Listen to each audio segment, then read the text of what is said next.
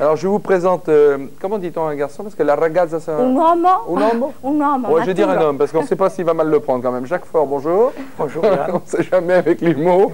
Vous êtes président de l'association Quercy-Rail. Ça tombe bien parce qu'on parlait du printemps de Cahors hier. Voilà. On reste dans le Lot avec vous. Ça bouge dans le Lot. Vous n'êtes pas de Cahors, vous. L'association, elle est... Au milieu de la ligne, pour pas faire de jaloux, entre elle est connue, Cahors-Cap-de-Nac. la commune. La commune de Cajar. De Papy-Mougeot. Papy-Mougeot. Donc Coluche, le Chimlic, etc. Ah, je crois que c'est une des communes les plus connues de France. Oui, hein. mais qui avait été quand même connue déjà par François de Sagan et puis le président Pompidou. Il y a Montcuq aussi dans le Lot qui est connu, mais ça c'est par Prévost. Pour faire des jeux de mots. Voilà, par Prévost. Bon, vous êtes connu également parce que c'est un itinéraire très insolite que de découvrir le Lot grâce à, comment peut-on dire, c'est pas un train, c'est un autorail? Alors on l'appelle le petit train, mais c'est à grandeur normale. Qui permet de découvrir différemment, tranquillement, d'une façon originale.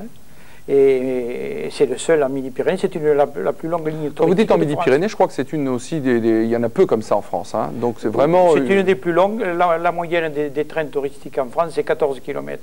Là, il y en a 71. Et c'est pour ça, il y a le choix. Je pense qu'on est quand même assez bien placé avec vous pour être dans les premières destinations insolites grâce à ce... Et puis surtout à des paysages remarquables. Ah ouais, on les découvre. C'est vrai qu'à 40 km/h, quand on voit des paysages comme ça, on a le temps de les remarquer, de voir, de décortiquer. Voilà.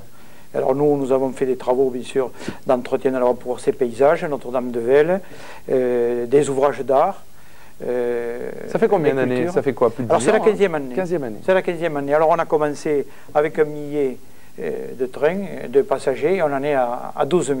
Dites-moi, ces voyages, ils sont un peu à thème, parce que j'ai cru comprendre qu'il y avait le train buissonnier, il y avait une page d'histoire au fil du rail. Comment vous faites? Voilà, nous ne sommes pas figés dans un créneau horaire fixe, on prend ça puis on se tait. Non, nous proposons déjà en avant, en après-saison, au comité d'entreprise, au club, aux autocaristes, les troisième match, etc.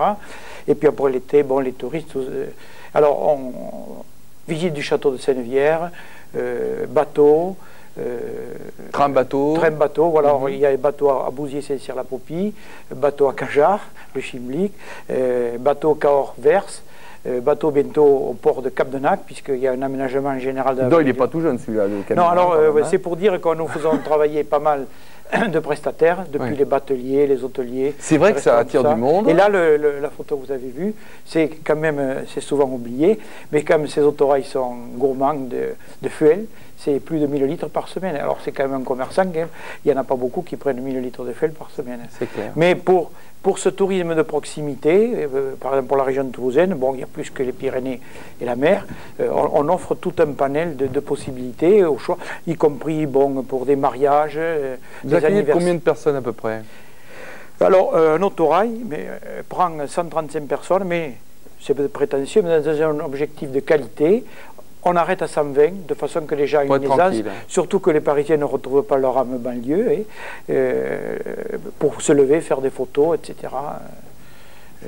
Donc on n'est pas serré comme ça, voilà. Comme au métro de Paris. Une fois qu'on est coincé à sa place, un peu plus... Pour nous, c'est un plaisir, puis c'est animé, il y a des commentaires, et pour nous, c'est un plaisir presque de voir la moitié du train debout, en train d'aller d'une fenêtre à l'autre. Mais c'est pas fait pour dans les virages, rattraper le train qui s'en va. Hein. C'est très stable, il n'y a pas de problème. Ce que je ne vous ai pas dit, à la différence de la SNCF, nous avons supprimé des rideaux d'arbres pour voir des paysages. Alors c'est pour ça que les gens ont fait des arrêts photos avec des commentaires. À quand vous enlevez la capote pour qu'on soit complètement à l'air libre? Oui, mais ça c'est bon, c'est au train jaune dans les Pyrénées, mais il y a aussi une météo qui n'est pas toujours favorable. Alors, le soleil devient agressif. C'est vrai, vous avez raison. On le souhaite, mais... En tout cas, c'est un bien bel endroit et surtout une belle destination insolite que nous vous conseillons dans cette émission Coup de pouce. Depuis 15 ans, il y a beaucoup de personnes qui y vont et c'est vrai que, vous l'avez dit, les séminaires, les fêtes, les événements particuliers comme mariage ou les CE ou les troisième âge qui ont envie de faire une balade bien rigolote. En plus, maintenant, c'est grâce à l'autoroute beaucoup plus simple d'aller dans le Lot. Merci beaucoup d'être venu ici dans cette émission. Puis si vous voulez plus de renseignements, vous avez vu le numéro de téléphone pour appeler l'association Quercy-Rail. À bientôt, au revoir.